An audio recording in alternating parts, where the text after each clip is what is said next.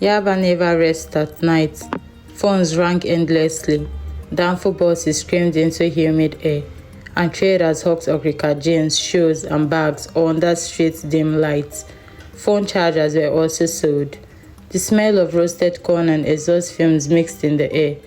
Into this chaos walked Bola, a 23-year-old hairdresser from Ibadan.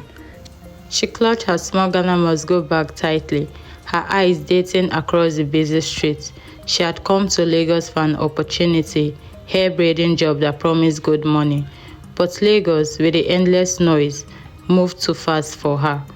She got to Lagos late that day, so she decided to look for a cheap place to stay the night before locating the salon. Everyone she asked pointed her to a nearby guest lodge, Pleasure Inn, also known as Highway Guest House. She entered the street and went into the building. The building stood tired and broken. It was stained with age. The lobby smelled of bleach and kerosene. A small TV on the wall played an old Nollywood movie with a sound barely audible. Behind the counter sat Madame Funke, a short middle-aged woman in Ankara wrapper and gele. Her voice was sharp. Cash before queue. Bola handed over her money, 6,500 naira notes. Madame Funke wrote a receipt and stamped it in red. Bola climbed the narrow staircase. The walls lined with peeling paint. Her room was small, just a mattress, a rusted wardrobe, and a single wick bulb. She dropped her bag and sat quietly listening. From the other rooms came muffled whispers, strange voices, and occasional cries quickly silenced. She tried to sleep, but Yaba never really slept. Insect buzzed at her window's net. From the wardrobe corner, she swore she heard something breathing, but she ignored it. At midnight, Bola stepped out to buy pure water from a store at the gate. On her way back, she noticed two men dragging a young girl out of the guest house. The girl was soaked in blood, but alive. Her eyes met with Bola's for a brief second, wild, desperate, and pleading. But when Bola looked up again, she saw another set of men carrying another girl. But this time around, Madame Fouquet stood beside them staring. But then she said to Bola, "Mind your business, my dear. People they come, people they go. Now so Lagos be." Fear gripped her, so she ran back to the room trembling. Bola couldn't believe what she had seen. She couldn't shake the image of the girls off her head.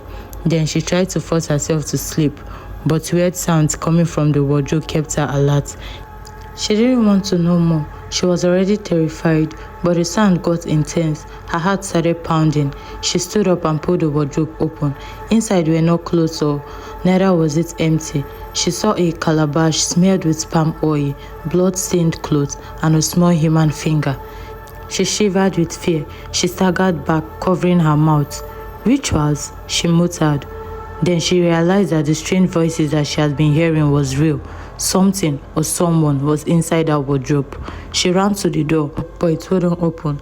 The lock had been chained from outside. Footsteps echoed in the corridor. She heard voices chanting in the hallway, followed by Madame Funke's laugh as she approached her room. Desperately, Bola smashed the window with a tool. Shards of glass tore her palm and legs, but fear numbed the pain. She climbed out of the ledge barefooted, then jumped, falling on the other part of the building. She stood up and managed to limp through the streets. When she came out of the street, it was quiet and most of the stores had already closed. She kept limping until she got to the main road in Yaba. Suddenly, a keke stopped in front of her and asked, "Fine girl, you dey go?" Two odd-looking men sat behind him. She felt uneasy and responded with a nod and continued leaping fast until she got to the main road. The road was still busy, bustling with people and downful conductors looking for passengers. She managed to crawl to a buka and fell flat on the ground. Within minutes, the owner, customers eating, and passerbys gathered around her and started interviewing her to know what was wrong.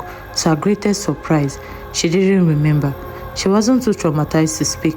She wasn't scared of anyone, but she did not just remember what had happened to her or where she was coming from.